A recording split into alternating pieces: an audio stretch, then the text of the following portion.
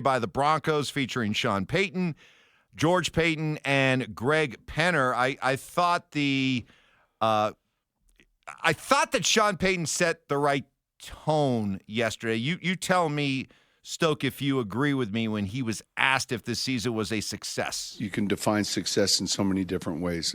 Look, was it a team I was proud of and we were proud of? Yes. These guys fought. They came together.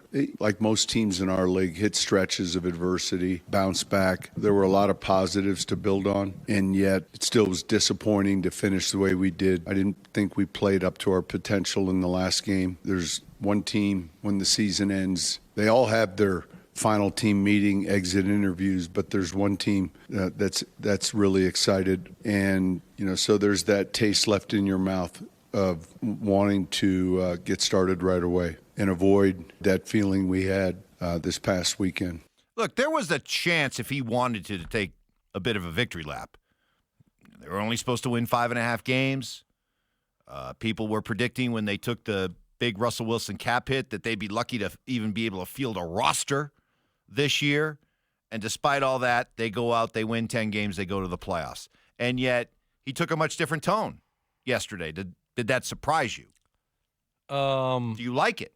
I do like it. Yes, of course I like it. I like that approach. Why? Because, hey, no, that tells you that they really thought they could beat Buffalo, that they thought they could go on a little bit of a run.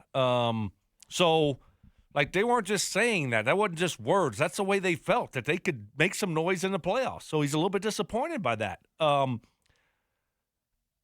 kind of wish he would have did a little mic drop. Well, he kind of did. Well, he kind of did. You tell me. I've had people on the RamosLaw.com text line saying, Mike, you're reading too much into it. This wasn't just about Russ. I don't know. I heard this was about Russ. Obviously, we're still not there yet, and yet we're a lot closer than we were at this time a year ago. That was misery, sorrow, drudgery. Give me some other adjectives there. Just, God, that was brutal. Let's say that. Man, this guy hated Russ. That was about Wow, Russ. he hated Russ. Because it Holy wasn't smokes. that bad overall. I mean, it wasn't like they won 5 or 6 games. But I was talking about, he could have said, hey, where's Vegas at now? Oh, they that had to part, set 5.5 wins.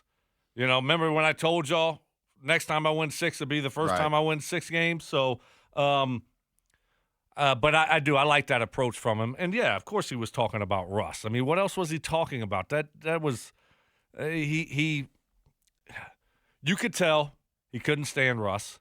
He didn't like anything about Russ. They just didn't mix at all, right? They weren't a good a pair. And Sean hated calling plays for him. Couldn't stand the fact that, he's a 10-year-plus vet and didn't know how to do the little things. Couldn't operate, within an offense. And so – Do you think he knew it from day one? I don't know about day one. Day 2? Yeah. Yeah. Yeah. I think he knew Even though we really saw quickly. him, we see him at Nugget games sitting courtside, and they'd be sitting near each other, not next to each other, but near each other, and they'd be like talking. You try, right? You're going to try. Yeah. But you realize really quickly, oh, no. Okay, so, yeah. All of the things that he had heard before, okay, those are pretty accurate. Because you go into a situation, I put myself in Sean's shoes, and I've been really successful as a coach. You feel good about how you could develop a quarterback or how you could, coach up a veteran quarterback. And then all of a sudden you realize that, you want that opportunity if you're Sean, especially because it was a disaster the year before with Nathaniel Hackett. Let me fix this guy. But, yeah, I think he realized really quickly that it wasn't going to work. Some text on the RamosLaw.com text line. We were playing. Well, I'll let you hear it again. This is such a big deal for so many Bronco fans, the future of where the Broncos are going to be and where they're going to be playing. Greg Penner asked about it yesterday. With the stadium, I'm sure you all have seen some rumors recently. You know, we're continuing to do our diligence. It is a complex question and decision of what we decide to do, and we haven't ruled out anything at this point. We're still looking at options on the current site around Denver. We visited other places like Lone Tree. We've still got more steps to take there. So why did he say Lone Tree? No, seriously. Like, why?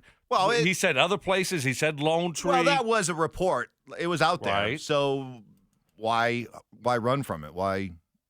He's just being honest, being transparent. I like that. So you're looking around, obviously. It's. I think they know what they want to do, right? And where they want to do it? Yeah, You do. I do. And now, is Lone Tree a smoke screen? Well, yeah, or somewhere else. Well, it's leverage against what part of the city? Yeah.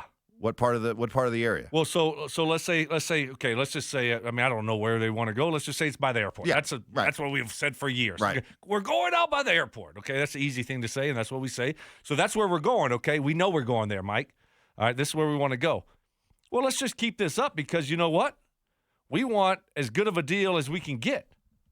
Does that make sense? Mm-hmm. We want tax exemptions. Right. We want this. We want that. Oh, infrastructure.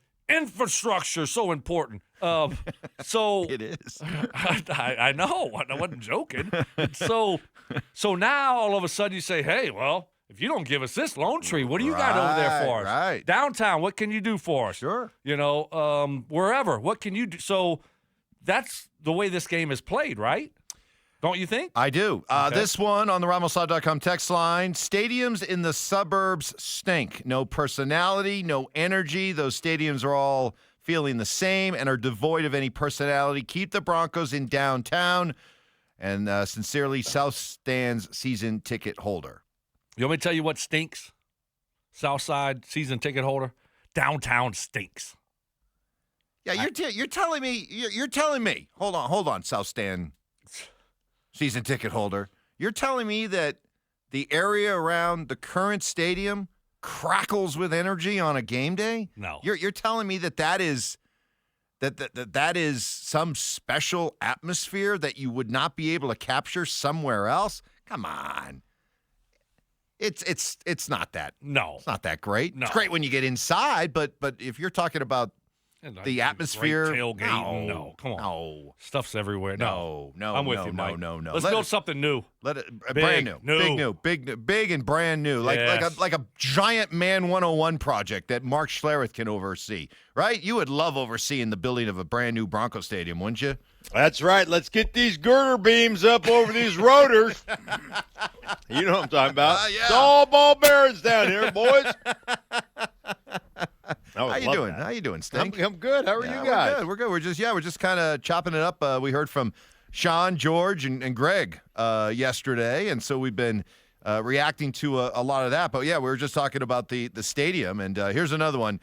2 guys, now 3 guys who ain't from Denver. Your opinion doesn't matter where it goes. It belongs in Denver with real Denver fans. Oh. Really? Well, downtown. Downtown is where all the real Denver fans live. That's where they all are. That's where they all are. So they can't live in the Rock. They don't live in the Rock. They don't live in Lakewood. They don't live in Thornton. They're all downtown. They're all downtown. Apparently, that's where all the real Denver fans are. Okay. Downtown. All right, Bozo, thank you. Right downtown Denver. I know one place you can't build that stadium. That's in Stokley's driveway. Nobody be able to get to that damn thing. In and out of there. Oh, man. So, yeah. But Mark, I don't know if you heard the audio, but Greg Penner did mention Lone Tree. He did mention Lone Tree again. He talked about going somewhere else. Yeah. He said the possibility of, staying downtown, obviously, and then he mentioned Lone Tree. And I keep thinking about that, and there's no way, right? Lone Tree? Oh, there's tons of rolling hills, cattle. There you go. Yeah, cattle. Oh, yeah, Stoke. Cattle. Like when I'm driving to the airport, just rolling through Lone Tree area, because I live in Lone Tree, but right on the east side of I-25, rolling hills, the landscape. No, there's not that much. Oh, Is yeah. there? Oh, There's plenty, and the infrastructure already kind of built. I'm going to have to we're go ready to roll. investigate that. I'm going to go take a little ride here and go Please. maybe Okay, after we'll work. wait till And hey, I'll give we'll you. wait till I'll the report back. Well, I'll report you'll have back. to wait till the summertime when your driveway opens. That's 2 times. That's 2 times already. Your driveway, He's on man, it. is legendary now. I've got to see this driveway. I've got to see this driveway very, very, very soon. But yeah, it's whatever they do, Stank, do you agree? Whatever the Penner Group does, it is going to be big, brand new, multi-purpose, 365-day-a-year entertainment. Yeah. Without question. It's going to be, it's going to be done. It's going to be done right. I mean, look what they've done. Look what they've done to the stadium. Like, oh, we're going to get a new scoreboard or a new, Videotron or whatever you want to call that. Oh, what our field is a little bit scuffed up. Let's get new grass between games. Like, dude, they'll do it the right way, multi-purpose, like you said. And I'm telling you what, Denver. Here's for all the Denver people, the people that are angry right now, the Denver fans, the real Denver fans. Wouldn't you like to have, Denver fans, wouldn't you like to have a Super Bowl? Wouldn't you like to have one in Denver, Colorado? Doesn't Denver, Colorado deserve a Super Bowl, Mike Evans? Brandon Doesn't Stokley, it deserve don't a they Super Bowl, a Final Four? Yes. All of A the World biggest, Cup? all of the biggest sporting events. Yeah, why not? Why not? And does it mean that it's going to lead to some more traffic and some more building? Have you been paying attention to what the city's become? All it is expansion and growing and construction and new condos and new buildings. So just keep going with a brand new stadium. Why stop? Well, and you look at what they did with what they're doing with the facility too, Mark. That facility's nice. And they're ripping that thing down and starting and going to build a better one, bigger one. So that just tells me that you're going to see a new stadium somewhere. Hopefully not in Lone Tree. Go out by the airport. Stay away from Lone Tree and the Rock, and can't handle the traffic. So I think that's what's going to end up happening here. Man, I'm just thinking about all that traffic and construction. 3 lanes down to 1. Oh, 3 lanes down to 1. My worst nightmare. Just between C470 and the Rock, man. You guys are in for a freaking nightmare. 5 years. Right. All right. By the way, when it comes to Greg Penner and this group, guys, as we head into this most crucial of off seasons, are you now confident that, especially when it comes to free agency, that this group will spend right up until the last dime available when it comes to improving this football team, Stink? Well, do I think they'll spend money in free? Absolutely. I mean, Greg Penner they spent a bunch of money on Russell Wilson, and when that didn't work out, they were like, all right, let's move on and figure out what's next. So do I think they'll spend the money? Yeah. But you know how free agency is. It's not just spending money, it's spending the money correctly. Like that's what you're really tasked with.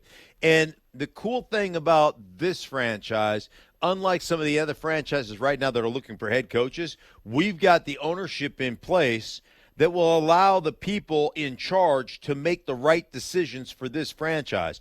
And so Greg Penner trusts, the discernment of Sean Payton and George Payton and what they're doing. And why wouldn't you? Because look at what they've done so far. They created a playoff team with a rookie quarterback and $85 million in dead cap. So, yeah, do they trust him? Absolutely, and well, they should.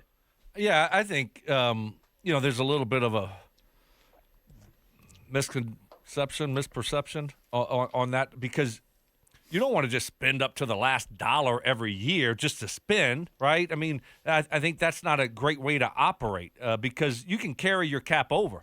So if you have some cap room, you carry it over to the next year, right? So I think the thing here that I know after, watching this ownership group and Sean and George work together for the last couple of years is there's not going to be a limit on what they can spend or what they can do. If something out there is available, they're going to go for it. Right. So I think that's what makes me feel good. I don't want to usually overspending in free agency never works out. So to Mark's point, let's go find the right guys. And if you find the right guys, they'll spend on those guys. And that's what makes me feel good. But this is the part of the season now where ownership matters, because just because you're an NFL owner, yeah, your franchise is worth billions of dollars. It doesn't mean you are cash heavy. It doesn't mean that you have the cash on hand to go out and be a big player in free agency. There are plenty of teams that say thank you, no thank you when it comes to free agency, because they just don't have the cash to be able to back up a lot of these deals. Okay, well, now, wait, I'm saying, who doesn't have the cash these days? Mark, come on, help me out here. There are teams what that ownership group or that don't have the cash in 2025 to be able to give a big signing bonus to someone. This isn't the 80s or the 90s.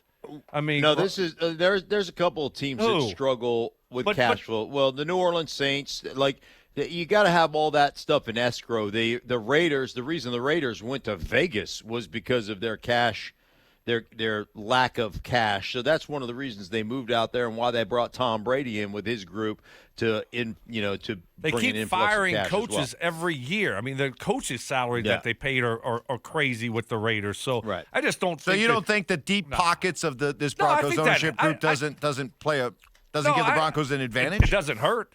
Certainly, it doesn't hurt. And I think their priorities help a lot too. But no, yes, I think it's a bonus. I think it's a benefit, certainly, but I don't think it's because we do have the richest owners in the NFL, like all of a sudden that puts us in a whole nother class than everyone else. Right? You follow me? I do think it helps a little bit. Well, a little bit. And this goes back to when this whole thing was playing out and we were looking at all the different candidates. And if this thing is turning around the way we all hope it is, and maybe 3-5 years from now, we're celebrating a parade downtown after this team has won a Super Bowl, we are going to look back. I'm going to look back on the way the ownership played out and how huge it was, because it could have gone a lot of different ways. We could have ended up with somebody or a group that would not give us what this group is giving us. And Pat Bowlen, Mr. Bowlen, what he did for this franchise will always be thanked for, marveled at. It was unbelievable. But I'm telling you, we dodged a big one as Broncos fans with the Bowlen group not getting control of this team. I think it would look, it would feel, it would sound night and day different than what it ended up being with this group. I truly do. You guys? I don't disagree with that at all. I don't disagree. I think if you're talking about franchises, like if we looked at all the jobs that were open right now, okay? So we looked at the Dallas Cowboys and we looked at, the New Orleans Saints and the Las Vegas Raiders and the Jacksonville Jaguars and the New York Jets and on and on and on it goes. I think if you're saying, hey, what's the best job out there? What is the best overall job out there? I think the first thing you have to look at is ownership. You've got obviously you need a young quarterback, right? But the first thing is ownership. And if your ownership isn't right, regardless, hey man, every job is great because there's only 32 of them, right? I get that. But if your ownership is not right, if your ownership isn't committed to winning, if your ownership is only worried about making a profit year over year and growing your franchise by 10, 20, 30% year over year, if that's all they're worried about and not worried about winning, well, guess what? You will never consistently win in that organization. And to me, that's just a fact. So that's my number one concern when you're talking about, hey, which head coach should go where? Your number one, the number one kind of indicator would be, what is the ownership like? Well, I look at, how fortunate that we are that we have the resources that we have here now. And what would that look like if it was, the Bowlen Trust family that took over? I don't know. All I know is we're very fortunate to have what we have. Yeah. The commitment, right? Because you look around the league, David Tepper and some of these owners, if you get a Dan Snyder type of owner, how much of a disaster it would have been. So, yes, we're very fortunate there. And I also think where you do see the added benefits of having the resources that the ownership group has, but also the commitment that they have. So it goes to because you're a margins guy, Mike, right? You always I live in looking the for margins. Yeah, you live in the margins. That goes to the health of the players. Okay, we're going to put a lot of resources. Yeah. We're going to go get our guy. I forgot his last name, Bo from LSU. Sean's guy that was with him, and we're going to bring him up here. He's going to head over the training of the guys and things like that. But what you do for nutrition and all those other little things, the training room and to keep guys healthy, that's where you could see a huge advantage for your football team. And I think that's what you're seeing with the Denver Broncos. Like, you look at the Broncos, they've been really healthy the last 2 years with Sean Payton. Coincidence? You look around, coincidence? Yeah. No, that's a priority for him. I'll be honest. A lot of times I never really thought about the impact of ownership and how important it is to a team's success or not. But, man, all you have to do is look at, like, the Jets and the Cowboys and just the unbelievable dysfunction that exists. And then you look at those franchises and you realize, man, there can be a direct cause and effect. Direct. And it just seems like that this group that we ended up maybe being the best possible group that they could have got. So I feel really good about that moving forward. Stink, we got to get your reaction to this. I kind of have a tinfoil cap on today about what happened with the Nuggets yesterday. Let me explain. So Aaron Gordon, the Nuggets were playing a back-to-back game last night after beating Dallas. They're playing Houston. Aaron Gordon, who, of course, is coming back from the calf injury. He's already on a minutes restriction. He was not available last night for load management purposes, maintenance, that type of thing, right? Yeah. Well, right before tip-off, Nikola Jokic went out with an elbow injury. And all of a sudden, he's not available. And that the timing kind of, maybe it's a legitimate injury, but I can't help but notice that NBA rules dictate that teams are not allowed to sit multiple star players for load management in the same game, meaning they cannot sit two key players for rest in a single game without facing potential league fines and investigations. I can't help but wonder if this was a way to get Nikola Jokic a night off and get around the rule. Well, I think little conspiracy theory there, but I just kind of found this whole story a little bit. Not that I'm blaming them. Not that I'm blaming the Nuggets. I think they got to be ultra careful with Nikola Jokic, and I don't know about playing him back-to-back nights makes a whole lot of sense, but it just seems a little stinky. Listen, I'm sure that every guy has a boo-boo or two. Right? They've got a couple of boo-boos. And I'm sure, with Nikola Jokic, like, it's not only up and down the court, but it's wrestling bears in his free time and all the stuff that he does. I'm sure his elbow's a bit tender. Like, I'm sure that it is. But it's sad that the NBA has to put a rule in for guys that don't want to play on back-to-back nights. It really is. It's sad. So do I buy that Nikola is a little banged up? Absolutely. Do I buy that he couldn't play back-to-back nights? No. Do I think it's more of a health management / what do you call it? I'm escaping right now. Load management? Load management. No, I don't doubt that it's a load management situation. Yeah, I mean, he didn't play the fourth quarter or whatever against the Mavs, but they were blowing them out. And then you look at not playing this one.